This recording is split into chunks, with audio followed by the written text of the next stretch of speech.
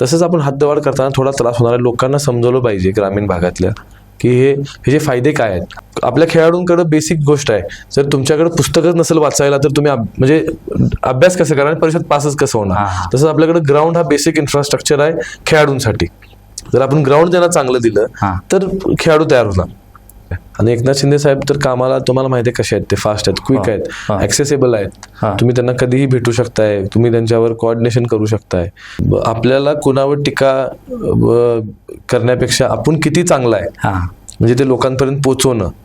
आणि बाकीच्या गोष्टींमध्ये की आपण कॉन्ट्रोवर्शियल कुठल्या गोष्टीमध्ये येण्यापेक्षा आपण किती चांगलं आहे, आपण किती चांगलं काम करणार आहे. म्हणजे मी कुठेही एक उमेदवार म्हणून किंवा एक समाजसेवक म्हणून आपण कधीही आपलं फक्त प्रभाग क्रमांक 26 किंवा प्रभाग क्रमांक 12 बघून मी काम केलं नाही. आमच्या कुटुंबानं आमच्याकडे कोणी काम घेऊन आले, आम्ही 100% काम करायचा प्रयत्न केले.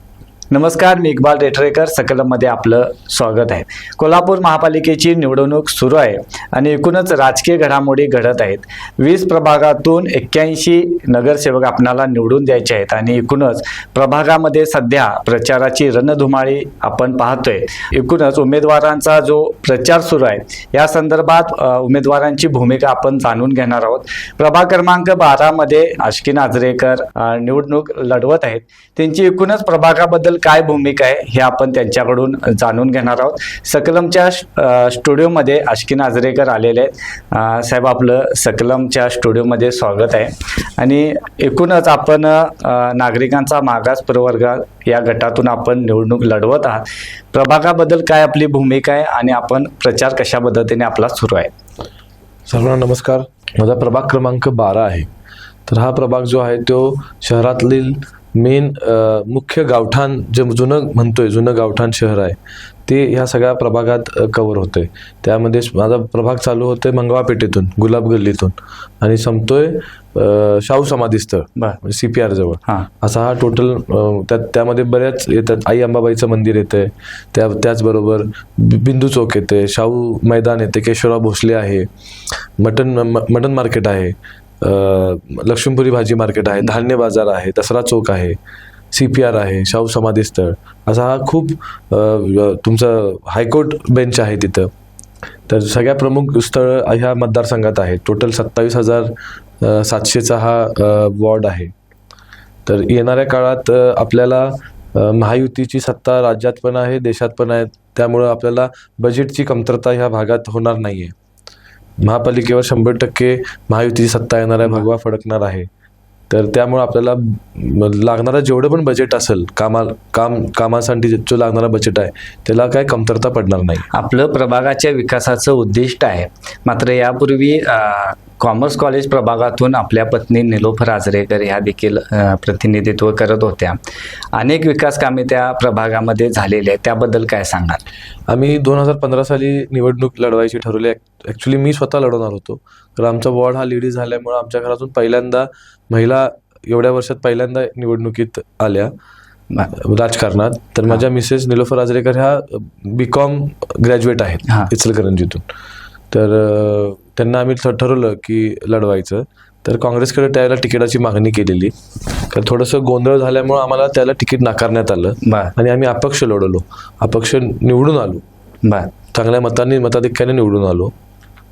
त्याच्यानंतर आम्ही ठरवलं की आम्हाला ह्या पक्षात जायचं आहे, जे पक्ष आम्हाला महापौर करेल. कारण का पहिल्या 2.5 वर्ष हा महिलांसाठी राखीव होता. मग त्या पहिल्या 2.5 वर्ष आम्हाला ते पद मिळालं नाही. इच्छुक भरपूर होते. राहिलेला 2.5 वर्ष हा OBC साठी राखीव होता, महिलांसाठी. तर आमच्या मिसेस OBC मधनं होत्या, म्हणजे आमच्याकडे दाखला आहे, व्हॅलिडेट केलेला दाखला आहे. तर आम्हाला महापौर पद मिळालं. तर त्या करत असताना आम्ही 5 वर्षात भागात बरीच विकास कामं केली. सगळ्यात मोठं आमचं विकास काम झालं, पुण्याचे आमचे खासदार आहेत, पप्पांचे जवळचे मित्र आहेत, संजय काकडे साहेब, राज्यसभेचे खासदार. त्यांनी जवळपास आपल्या भागात 3.5 कोटी रुपये बजेट दिलं. तर 81 प्रभागात कुठेही शाळा बांधण्यात आली नव्हती कुठल्याही नगरसेवकांनी. तर आम्ही पहिला महानगरपालिकेचे 2 शाळा बांधले. एक शेलाजी वनाजी विद्यालय, दुसरं झाकीर हुसेन स्कूल. बर. मग तिथं सुसूरबाग म्हणून ग्राउंड आहे ते डेव्हलप केलं, त्याला वॉकिंग ट्रॅक केलं, स्केटिंग ग्राउंड केलं, हां भागात 4 तालमी बांधल्या, जिम्स तयार केले. त्यानंतर आमच्या इथं सगळ्यात मोठा प्रश्न होता साहेब की रविवार बाजार जो आहे कोल्हापुरातला, जो मेन बाजार आहे तो आमच्या भागात भरतोय रविवारचा, हां आणि तिथं पावसाळ्यात गुडघ्या एवढं पाणी जमते. बर. कारण का आमचा जो भाग आहे तो असा एकदम स्लोपवाला भाग आहे, तिथनं पुढे लगेच जयंती नाला येतो. बर. पण महालक्ष्मी मंदिर, तुमचं मंगळवार पेढीतून जे पावसाचं पाणी येते ते बर. सगळं पाणी आमच्या भागातून खाली जयंती नाल्यात जातो. बर. मग त्यावेळेला आम्ही काय केलं, मिलन हॉटेल ते रिलायन्स मॉल, हा. तिथे सगळे मोठे अंडरग्राऊंड युजीडी पाईप्स टाकले हां आणि त्या पाईपीतून पाणी ड्रेन होऊन हां कॅचमेंट एरिया केली. त्या कॅचमेंट एरियातनं पाणी सगळं त्या ड्रेन होऊन त्या पाईपीतनं पाणी सगळं जयंती नाल्यात जातो. बर. मग हे काम केल्यामुळे आता कोल्हापुरात 2दा पूर आला. खरं माझ्या भागात 1 इंच पण पाणी तिथं त्या एरियामध्ये राहिलं नाही. तेच काम आज मला रविवार बाजारात जी लोक येतात हा. ही आजूबाजूच्या परिसरातील असतात. बर. त्यामुळे त्यांना ते आज दिसतंय की आम्ही काय काम केलंय. भागातले रस्ते केले, भाजी मार्केट आम्ही सुसज्ज भाजी मार्केट केली, बर. 2 मोठे टॉयलेट बांधले, सरकारी शौचालय ते मेन होतं काम, ड्रेनेजची कामं केली, बरीच भागात आम्ही कामं केली, LED लाईट सगळीकडे बसवले. ही सर्व विकास कामं केलेलं आहात. पुन्हा एकदा तुम्ही आता निवडणुकीला सामोरे जातात. पुन्हा विकासाचं ध्येय असेल, कारण आपला प्रभाग हा मोठा आहे, त्याच्यामध्ये आई अंबाबाईचं मंदिर आहे, त्याचबरोबर केशवराव भोसले नाट्यगृह आहे, शाहू समाधी स्थळ देखील आहेत. हे सर्व ऐतिहासिक वारसा लाभलेली सर्व शक्तीस्थळं या ठिकाणी तुमच्या प्रभागात आहेत. काय सांगाल, पुन्हा आणखी एकदा विकासाचं ध्येय तुमच्या समोर आहे? 100%. आता मी म्हणजे मोठेपणा म्हणत नाही की आम्ही ज्याला प्रवेश केला त्यावेळेस आम्ही आमचे लाडके आमदार, आमचे नेते राजेश क्षीरसागर साहेब यांना आम्ही पहिलाच रिक्वेस्ट केलेली की साहेब आम्हाला तुम्ही बजेट द्या, हां आम्हाला काम करायचं आहे, लोकांचं इन्फ्रास्ट्रक्चरल जे बाकीच्या गोष्टी आहेत ते आपल्याला बेसिक करायचे आहेत. आता आमदार साहेबांनी जवळपास मला 1,10,00,000 रुपये बजेट दिलं. बर. म्हणजे अजून मी निवडून यायचं आहे आणि हे बजेट देऊन कामं टेंडरला लागलेत. हां हां म्हणजे वर्क ऑर्डरच्या स्टेजला की कामं आहेत. हां. साहेबांनी, आमदार साहेबांनी 1,10,00,000 रुपये बजेट दिलं.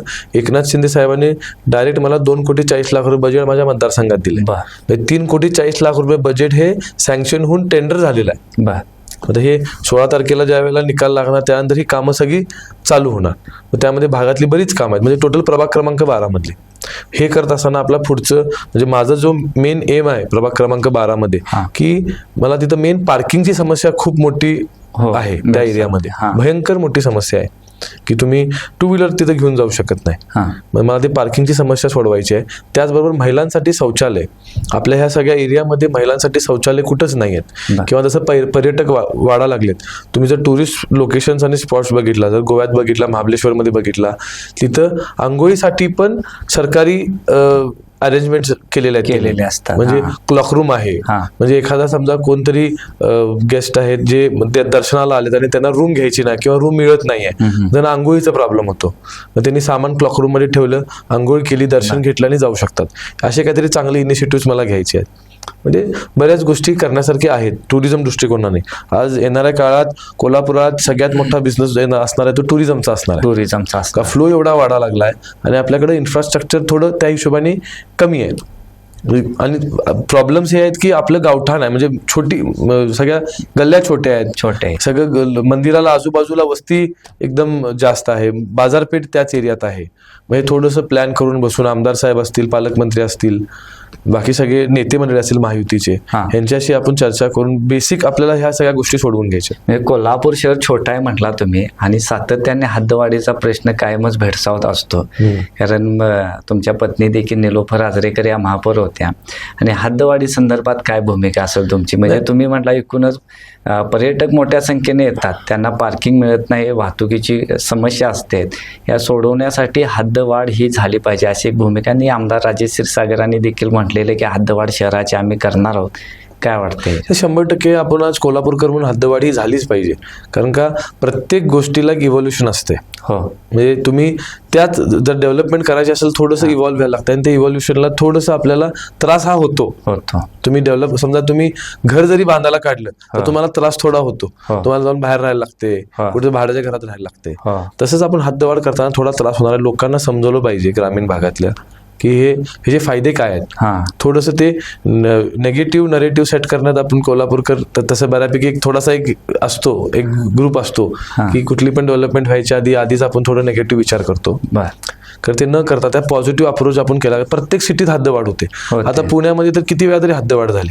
पुणे झाले, पिंपरी चिंचवड झालं, हे आता आपल्या जवळचे जेवढे पण सिटी, सांगली झालं, सांगली, मिरज, कुपवाड हे 3 शहरं मिळून त्यांनी हद्दवाढ केली. त्यांचं डेव्हलपमेंट झालं त्या दृष्टिकोनानं. आता आपण ठीक आहे, आपण थोडंसं बॉर्डर क्रॉस करून गेलो बेळगावला तरी माझ्या मते ह्या 15 वर्षात 2 का 3दा हद्दवाढ झाल्या. पण त्यांचं शहर आता एअरपोर्टला लागलेलं आहे. मध्ये आपल्याला हद्दवाढ ही झालीच पाहिजे. हे सर्व होत असताना मगाशी तुम्ही बोलताना तुमच्या वडिलांचा उल्लेख केला. गणी आजरेकर तुमचे वडील म्हणजे सध्या आता मुस्लिम बोर्डिंगचे चेअरमन अध्यक्ष आहेत. सामाजिक कार्याचा एक वारसा तुम्हाला लाभलेला आहे. म्हणजे वडील त्याच्यामध्ये आहेत, तुम्ही आहेत. ह्या सर्व गोष्टींकडे कसं पाहताय आपण? वडील देखील आपले समाजकार्यामध्ये असतात. नाही, माझे वडील गण्याचे गेले 40 वर्ष मुस्लिम बोर्डिंगचे अध्यक्ष आहेत. ते अध्यक्षपद मध्ये एक फक्त 3 वर्षाचा काळ ते नव्हते. त्यांनी बरंच कोल्हापुरातलं सामाजिक सलोख हा मेंटेन करण्यासाठी त्यांनी खूप मोठं इनिशिएटिव्ह घेतलेलं आहे. त्याचबरोबर तुम्ही जर बघत असेल की मराठा मोर्चाचं केंद्रबिंदूच मुस्लिम बोर्डिंग होतं, बॅक ऑफिसच मुस्लिम बोर्डिंग होतं. लोकांची जेवणाची व्यवस्था असेल किंवा बाकी सगळ्या गोष्टी असतील ते करण्यात आमच्या वडिलांबरोबर मुस्लिम समाजातली कोल्हापुरातली बरीच मंडळी होती. म्हणजे हे एकट्याचं काम नाही, हे टीमवर्क आहे. आपण असं म्हणू शकत नाही की एका माणसानं केलंय. की 40 वर्ष जर वडील हे सगळं सलोखा मेंटेन करतात, त्यांच्याबरोबर बाकीची लोक पण त्यात इन्व्हॉल्व आहेत. म्हणजे श्रेय हा समाजाला गेला पाहिजे सर्व महत्व. आमच्या ट्रस्टीज आहेत ज्यांनी विश्वास आमच्या वडिलांवर ठेवलेला आहे. त्याचबरोबर कोल्हापुरातली आपल्या कोविडच्या वेळेला पण आपण मुस्लिम बोर्डिंगमध्ये बरेच कामं केलीत. पुराच्या वेळेला कामं केलीत. आता 19 आणि 21ला जे पूर आलं तर माझा स्वतःचा बिझनेस बोटिंगचा आहे. मी व्यावसायिकरित्याच बोटिंगचा आहे. तर त्यावेळेला 19च्या आणि 21च्या पुरामध्ये बेळगाववरनं मी बोट्स मागवले. आपले जे रंकाळावरचे जे कॉन्ट्रॅक्टर आहेत अमर जाधव, त्यांनी बोट्स दिल्या. त्यातून माझ्या मतदारसंघात कुठं पाणी नव्हतं. खरं मी शहरातल्या जवळपास 400-500 लोकांना स्थळांतर केलं. स्थळांतर केल्यानंतर त्यांची राहायची आणि खायची व्यवस्था ही सगळी मुस्लिम बोर्डिंगला करण्यात आली होती. मग ते आपल्याला खूप चांगलं आपलं त्यावेळेला काम झालं. आपण मगाशी बोलताना मराठा मोर्चा किंवा मराठा आरक्षणाचा उल्लेख केला की मोठं आंदोलन झालं होतं आणि कोल्हापूर म्हटलं की कायमच सलोख्याचं एक वातावरण कोल्हापुरात राहिलेलं आहे.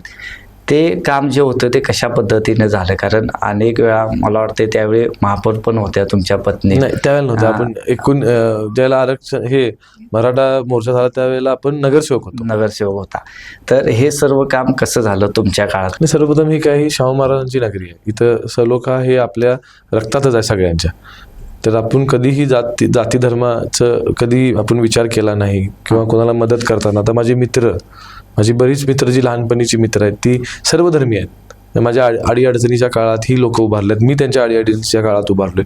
कोल्हापुरात हा जे सलोख्याचा जो आपण पायंडा पाडलाय राजश्री शाहू महाराजांनी, ते आज तकत हे आहे. शाहू फुले आंबेडकरांच्या विचारांना आपण पुढे जात आहोत. म्हणजे डॉक्टर बाबासाहेब आंबेडकरांचे पण विचार आपण घेऊन पुढे चाललेलो आहोत. ते मला वाटते की कोल्हापुरात ही जी आपली मैत्री असेल किंवा सलोखा असेल किंवा हिंदू मुस्लिम ऐक्य असेल, हे शेवटपर्यंत असंच राहिलं पाहिजे आणि राहणार. त्यासाठी आपण सर्व कोल्हापूरकर प्रयत्न करू. म्हणजे एक ऐतिहासिक वारसा लाभलेला बिंदू चौक देखील आपल्या प्रभागामध्ये आहे. हो.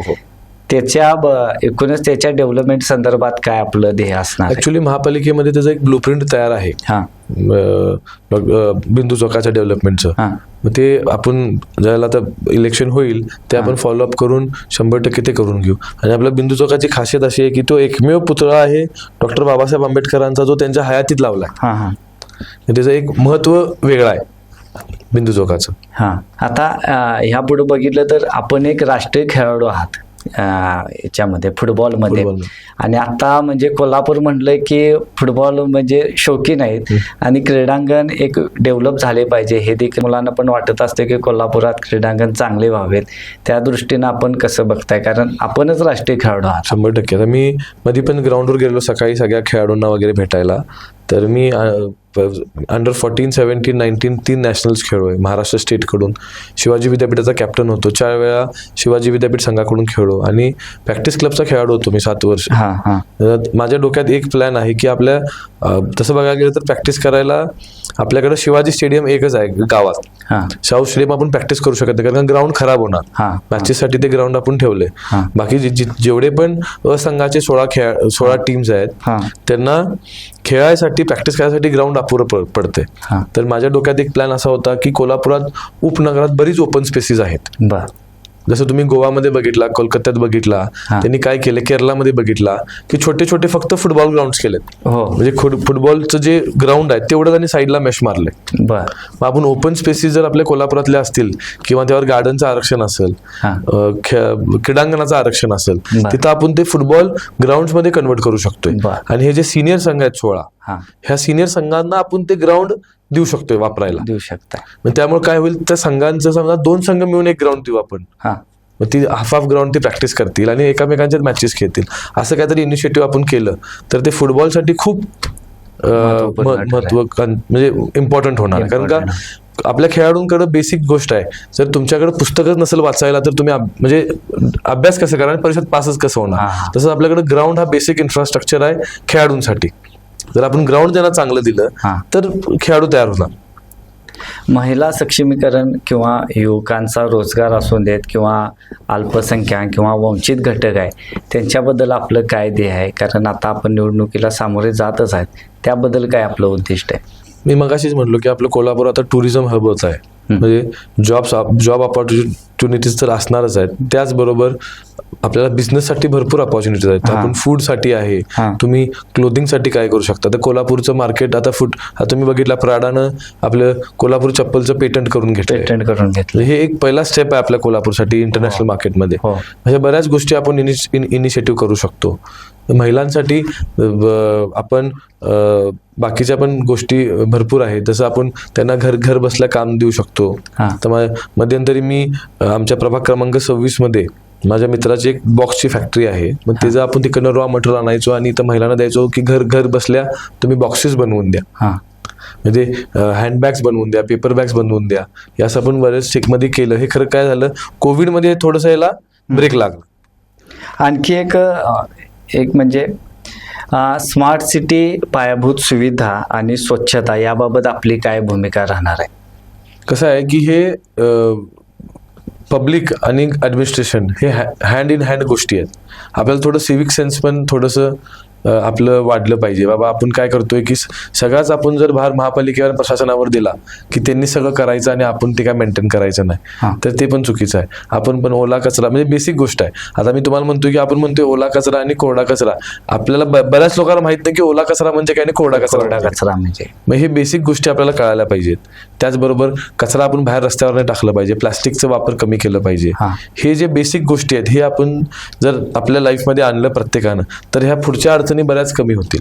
स्मार्ट सिटी म्हणजे आपण जे कोल्हापूरमध्ये जे बसेसचे फॅसिलिटीज आहेत त्यात ई बसेस यायला लागले. ट्रॅफिकचं थोडंसं सेन्स आपल्याला आलं पाहिजे. पार्किंगचं मेन प्रॉब्लेम आहे, ते मल्टी लेवल पार्किंग झाले पाहिजे. आता कोल्हापुरात आपण बिंदू चौकाच्या परिसरात आता एक आपल्याकडे पार्किंग आहे. त्या पलीकडं तर माझी इच्छा अशी आहे की सबजेल आहे मेन आपल्या कमानीच्या आत. जर तुम्ही गेला शहरात सबजेल आहे. ऍक्च्युली सबजेल सिटीमध्ये असणं खूप अडचणीचं काम आहे. मध्ये सबजेल आपण समजा बाहेर कुठं शिफ्ट केलं तर ती जागा आपल्याला पार्किंग म्हणून वापरता येईल. मल्टी लेवल आपण कार पार्किंग तिथे करू शकतोय. आता प्रॉब्लेम काय, ते सबजेल असल्यामुळे त्याला parking multi level car parking करायचं तिथे प्रॉब्लेम आला. आपण जेल शिफ्ट केलं तर मल्टी लेवल कार पार्किंग होऊ शकतोय. त्याचबरोबर इथं कोंबडी बाजार म्हणून एरिया आहे, तिथं आपण महानगरपालिकेचा एक कॉम्प्लेक्सचा प्रस्ताव होता. मग ते BOT पद्धतीवर, मग ते ऍक्च्युली झालेलं नाही बरेच वर्ष. मग माझ्या डोक्यात आहे की आमदार साहेबांची पण मी मध्ये बोलणं झाले, पालकमंत्र्यांची पण बोलणं झालं, तिथं आपण मल्टी लेवल पार्किंग करू शकतोय. पार्किंगची समस्या बऱ्यापैकी मिटली तर ट्रॅफिकचा लोड कमी होतो. म्हणजे बिंदू चौकापर्यंत जी गाडी येणार आहे ती गाडी आधीच थांबली तर भाविक चालत जाऊ शकतात. मग ते मार्केट आणि वाढल. समजा पार्किंग जर तुम्ही पद्मा चौकात केला तर पद्मा चौक ते महालक्ष्मी मंदिर हा जो रोड आहे हा वॉकिंग मध्ये हा रोड मार्केट होऊ शकतं. म्हणजे विकासाचं ध्येय घेऊन आपण चालत आहात. एकूणच याचा फायदा कसा होणार? राज्यात एकनाथ शिंदे उपमुख्यमंत्री आहेत, राज्यात महायुतीची सत्ता आहे आणि महायुतीचेच तुम्ही उमेदवार आहेत. एकूण याचा सर्व फायदा आपणाला चांगल्या पद्धतीने होईल. 100% होणार आहे. आणि एकनाथ शिंदे साहेब तर कामाला तुम्हाला माहिती आहे कसे आहेत, ते फास्ट आहेत, क्विक हा. आहेत, ऍक्सेसिबल आहेत. हा. तुम्ही त्यांना कधीही भेटू शकताय, तुम्ही त्यांच्यावर कोऑर्डिनेशन करू शकताय. त्यांनी जे लाडकी बहीण योजना काढली हा. ते आता 2100 रुपये त्याचं रेट करणार आहेत. हा. आता कालच आम्ही एका हे ज्या मीटिंगमध्ये होते, एक महिला बोलल्या की ह्याच्या आधी आम्हाला आमच्या नवऱ्यांकडे पैसे मागायला लागायचे, मागायला लागायचे. आता आम्ही स्वतःकडे पैसे असतात आणि कधी कधी आमचे नवरे आमच्याकडनं पैसे घेऊन जातात. हो. हे महिलांना इंडिपेंडेंट करण्यासाठी एक म्हणजे उपमुख्यमंत्री साहेबांनी खूप मोठे इनिशिएटिव्ह घेतले. राज्य सरकारनं महिलांना सक्षमीकरण करण्यासाठी लाडकी बहीण योजना सुरू केलेलीच आहेत. आपण एक युवक आहे आणि त्याच्यामुळे युवकांच्या बद्दल काय आपलं उद्दिष्ट असेल, कारण युवकांना काय देणार आहात आपण, महिलांना काय देणार आहेत, काय नाही, माझं एक मत युवकांना आहे की दिस इज सर्व्हायवल ऑफ फिटेस्ट. बा. म्हणजे ही जी आता नॉर्मल, आता तुम्ही कोविड पण बघितला, हा. कोविडमध्ये कोण टिकलं, ज्याचं फिटनेस चांगलं होतं, ज्याचं हेल्थ चांगली होती. हो. तर तुम्ही व्यसनाधीन जाऊ नका. आता आपल्या बघताय तुम्ही जगात मार्केटमध्ये व्यसनांचे बरेच गोष्टी या लागल्या. हो हो. आणि आपण बघतोय ते स्कूलच्या मुलांपासून ते कॉलेजच्या मुलांपर्यंत हे सगळं ॲक्सेसिबली आपल्या सिटीमध्ये आणि ह्याच्यामध्ये मिळतात. त्याच्यापासून तुम्ही दूर राहा. मी स्वतः एक खेळाडू आहे, मी आयर्नमॅन केलंय, हां. आता मॅरेथॉन्स पळतोय मी. बर. त्यामुळे मी माझं युवकांना म्हणणं आहे की तुम्ही पहिला फिट राहा. सगळ्यात बेसिक क्रायटेरिया हा तुमची हेल्थ आहे. तुमची जर हेल्थ चांगली असेल तर तुम्ही जगात काही करू शकता. काही करू शकता. समजा तुम्ही बेड रिडन असाल तर तुम्हाला न जॉब करता येणार, न बिझनेस करता येणार आहे. तुम्ही हेल्थकडे फोकस ठेवा, तुम्ही फ्युचर ब्राईट ठेवा, हां. चांगल्या लोकांच्या संगतीत राहा, हां. एज्युकेशनवर तुम्ही फोकस करा. बेसिक क्रायटेरिया ही ग्रॅज्युएट असणं खूप इम्पॉर्टंट आहे. मग त्याचबरोबर तुम्ही एक काहीतरी कला शिका. म्हणजे आज जर मार्केटमध्ये टिकायचं असेल, युनिक काहीतरी कला तुम्हाला आली पाहिजे. फक्त ग्रॅज्युएट होऊन फायदा नाही. आज ग्रॅज्युएट झालेली बरीच लोक आहेत. हां. त्याचबरोबर टेक्निकल नॉलेज थोडंसं तुमचं पाहिजे, जनरल नॉलेज पाहिजे, सिव्हिक सेन्स पाहिजे. ह्या सगळ्या गोष्टी जर आपल्याकडे आल्या युवकांकडं, येणारं जनरेशन त्यात आपलं नेक्स्ट जनरेशन जे आहे ते आणि डेव्हलप होऊन जाईल. बर. आता आपल्या विरोधात जे आहे त्यांचं आव्हान कसं वाटतंय तुम्हाला? काय तुमचे उमेदवार जे विरोधात आहेत त्यांचं आव्हान कितपत वाढते? जनतेचा प्रतिसाद आपणाला कसा आहे? नाही, आपण विरोधकांबद्दल बोलायचं, आपण त्यांचा प्रचार करायचा आपण टाळूयाचा. आपण आपल्याबद्दलच बोलूया की मी ही इलेक्शन जिंकायला लढवा लागलो. मी कोणाला पाडायचं आहे म्हणून मी उभा झालेलो नाही, किंवा मला कोणी उभा केलेलं नाही हां. की समोरच्याला पाडायला. शहराच्या विकासाचा अजेंडा घेऊन. विकासाचा अजेंडा आहे आपल्याला. आम्हाला पार्श्वभूमी आमच्या फॅमिलीची आहे, कामाची, समाजसेवेची पार्श्वभूमी आहे. वडिलांचं आमचं जे काम आहे ते सगळ्या कोल्हापूरनं बघितलेलं आहे. म्हणजे आपल्याला कोणावर टीका करण्यापेक्षा आपण किती चांगला आहे म्हणजे ते लोकांपर्यंत पोहोचवणं.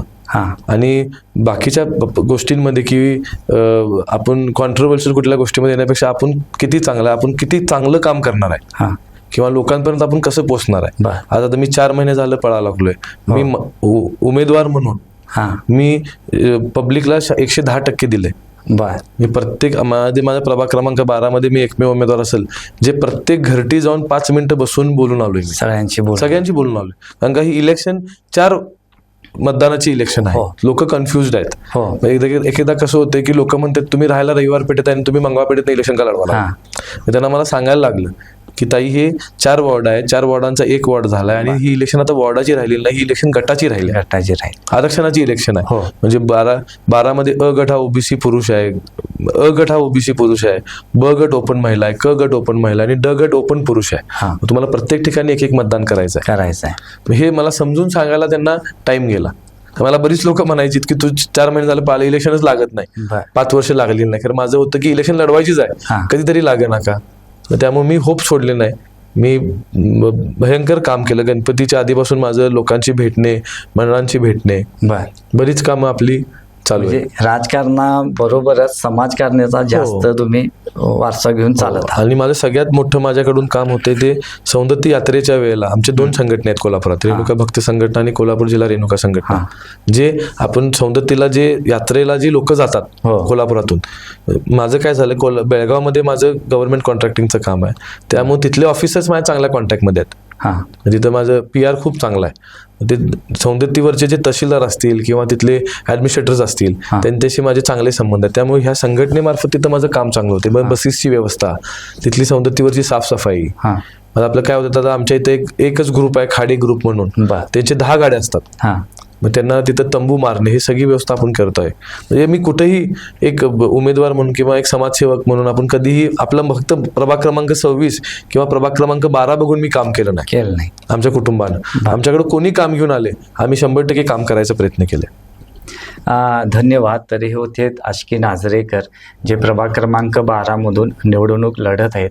आणि एकूणच त्यांनी आपणाला सांगितलेलं आहे की कुणावर टीका करण्यासाठी आपण निवडणुकीला सामोरं जात नाहीत, की एक समाजकारण करायचं म्हणून आपण निवडणूक लढवत आहात आणि निश्चितपणे आपण ही निवडणूक जिंकीन असा एक विश्वास देखील त्यांनी व्यक्त केलेला आहे.